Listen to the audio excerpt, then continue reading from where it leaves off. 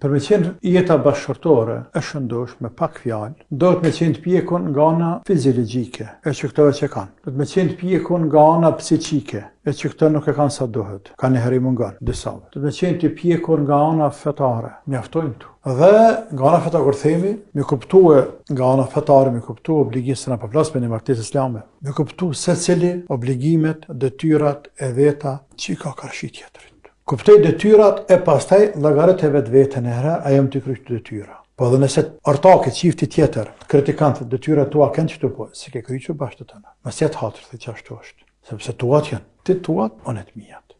Dohet me njoh secili detyrat e veta. Mos më mënon gjithmonë me lut rolin e tjetrit, sepse vjen deri te farkimi, bam. Se gjithë të farkimi një herë, 2, 3, 4, 5, dikur tani të farku, vjen deri tek plasaritja, deri tek, edhe pastaj prishet çiftet bashkëshortore. Se rrjedhë rezultat, të mos i pas parasysh. Përgjegjësitë sa ti kanë, të mos e di se rolin e vet, edhe kështu me radhë.